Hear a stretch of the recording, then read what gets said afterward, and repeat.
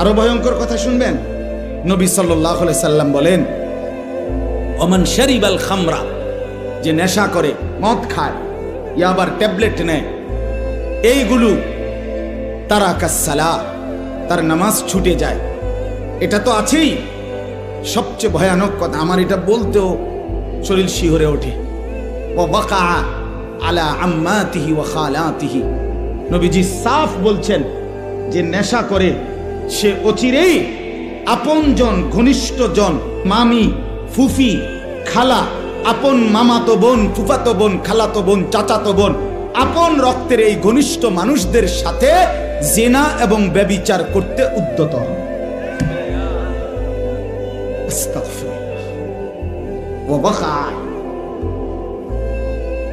সরাসরি রাসূলুল্লাহ বলছেন সাল্লাল্লাহু আলাইহি। আল্লাহ বলে, বান্দা তুই আগা বেটা, আমি 90 বছরের গুনাহ একত্রে মাফ করে দেব, তুই আবি না। কথা বোঝেন নাই? আমি থাকতে তোর অসুবিধা কে? আমি গোটা জগৎকে বলবো না, আমি একাই তোকে মাফ করে দেব। গাফারতু লাকা ওয়ালা উবালি, আরে কোনো পরোয়া নাই আমার, আমি মাফ করে দেব। 10টা কল দিছে বন্ধু, সেই বন্ধুর প্রতি অভিমান করছে, কেন কলটা ফিরাইলি না, কেন ধরলি না? আমার মালিক যদি বলে শনিবার থেকে আজকের বৃহস্পতিবার পর্যন্ত এত বড় মাইক দিয়া শুধু এক মসজিদে না, চতুর্দিক থেকে একসাথে আমি আমার আজানের আওয়াজ শুনাইছি, বান্দা কেন আমি একটা সেজদা পেলাম না? আরে বাপ, জানোস না বাপ কি পরিমাণ কষ্ট পাবি বাপ, জানোস না? নওজোয়ান, সুখ তো জীবনে তেমন কিছু পাইলি না, কষ্ট কিন্তু পাবি অনেক। নারীর পিছনে পড়ে খুব বেশি কোনো সুখ কেউ পাও নাই, আমরা জানি, আমরা বুঝ আছি। মোবাইলে চাইয়া, নর্তকী চাইয়া খুব বেশি কোনো আনন্দের কিচ্ছু নাই, আমরা একটা বুঝ আছে, আমরা আইডিয়া আছে, আমরা একেবারে চিড়া খাই না।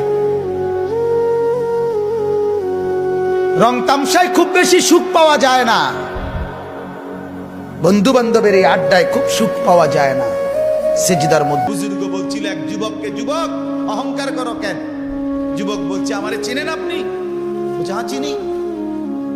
আউয়ালুকা নুতফাতুন কাদিরা, তুমি হইলা প্রথম ছিলা নাপাক, দুর্গন্ধ, একবার দুর্গন্ধময় একটা বীর্যের ফোঁটা, এত দুর্গন্ধ যেই দুর্গন্ধের কারণে তোমার মা বাপ দুইজনকে গোসল করতে হয়েছে।